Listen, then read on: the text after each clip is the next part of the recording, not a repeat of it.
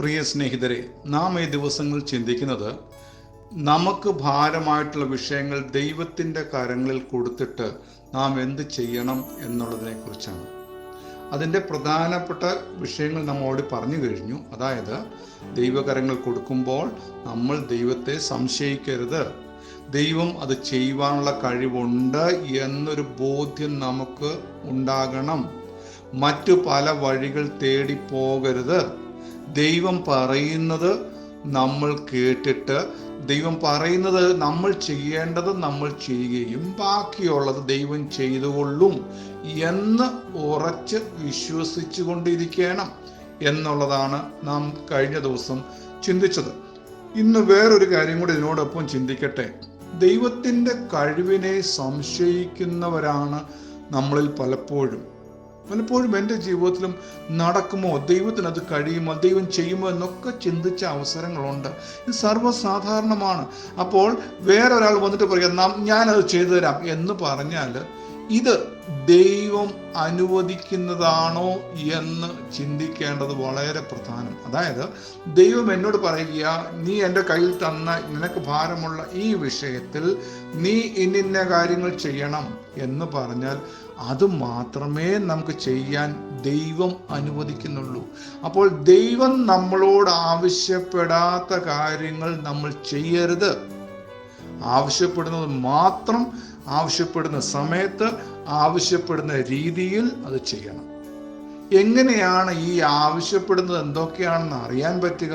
നമുക്ക് ഈ ദിവസങ്ങളിൽ അത് ചിന്തിക്കണം. എങ്ങനെയാണ് അത് അറിയാൻ പറ്റുന്നതെന്നുള്ളത്.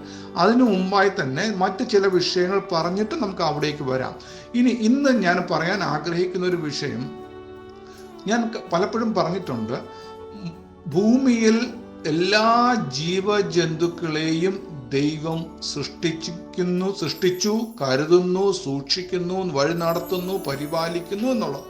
അങ്ങനെ സർവ്വ സൃഷ്ടികളിലും ഏറ്റവും പ്രധാനപ്പെട്ട സൃഷ്ടിയായ മനുഷ്യനെയും ദൈവം വളരെയധികം സ്നേഹിക്കുന്നു.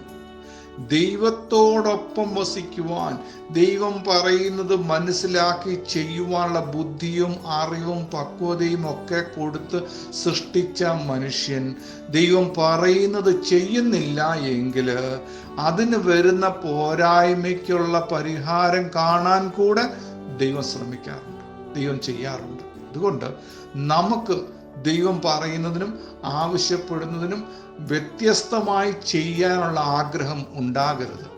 ദൈവം ബൈബിളിലെ 1-2 കാര്യങ്ങൾ പറയട്ടെ. ദൈവം സകല സൃഷ്ടികളെയും സ്നേഹിക്കുന്നു എന്ന് ഞാൻ പറഞ്ഞപ്പോൾ ഒരു ഉദാഹരണത്തിലൂടെ ഒരു വാക്യം നിങ്ങളുടെ ശ്രദ്ധയിലേക്ക് കൊണ്ടുവരാം. ഇവിടെ എങ്ങനെയാണ് എഴുതിയിരിക്കുന്നത്? ചെറിയ കുരുകിൽ പക്ഷികളൊക്കെ നമ്മുടെ തലയ്ക്ക് മുകളിൽ അന്തരീക്ഷത്തിൽ ഇങ്ങനെ അങ്ങോട്ടും ഇങ്ങോട്ടും പറന്ന് നടക്കുന്നു. ഇത് എവിടേക്ക് പോകുന്നു, എവിടെ പോയി താമസിക്കുന്നു, ഏത് രീതിയിൽ ജീവിക്കുന്നു, അതിനു വേണ്ടിയുള്ള ഭക്ഷണം ആര് കരുതുന്നു, അതിൻ്റെ സുരക്ഷിതത്വം ആര് ഉറപ്പുവരുത്തുന്നു എന്നൊക്കെ നമുക്കറിയത്തില്ല.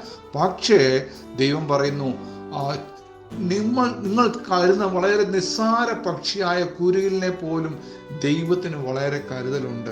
ആ വാക്യം ഞാൻ നിങ്ങൾ വായിച്ച് കേൾപ്പിക്കട്ടെ.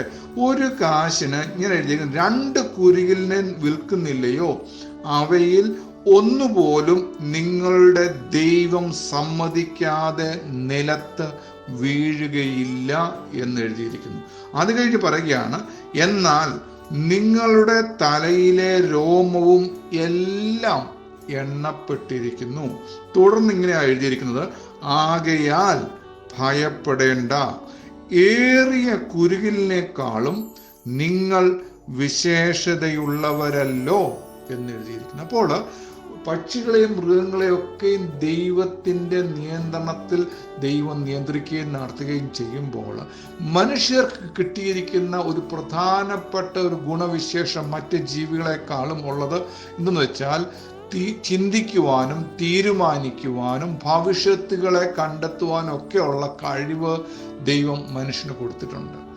ദൈവം പറഞ്ഞിരിക്കുന്ന കാര്യങ്ങൾ മനസ്സിലാക്കാനുള്ള ബുദ്ധിയും അറിവും മനുഷ്യന് കൊടുത്തിട്ടുണ്ട്.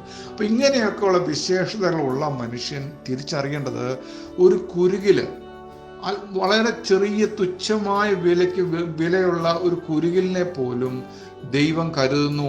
അത് വീഴണമെങ്കിൽ, അത് മരിച്ചു വീഴണം, അത് ചത്തു വീഴണമെങ്കിൽ അത് ദൈവം സമ്മതിക്കാതെ സംഭവിക്കുകയില്ല എന്നാണ്. അങ്ങനെയെങ്കിൽ ആ കുരികിലിനെ ദൈവം കരുതുന്നു. എന്നിട്ട് പറയുകയാണ്, ആ കുരികിലിനേക്കാൾ നമ്മൾ വിശേഷതയുള്ളവരല്ലോ.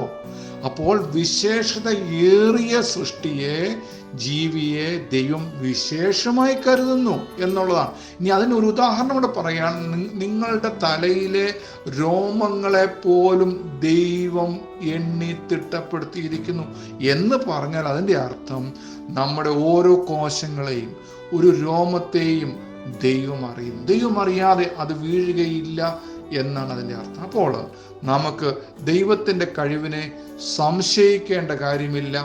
ദൈവത്തിൽ ഉറച്ച് വിശ്വസിക്കുവാൻ, ദൈവത്തെ അനുസരിക്കുവാനുള്ള മനസ്സും താല്പര്യവും തീരുമാനവും നമുക്കുണ്ടാകട്ടെ.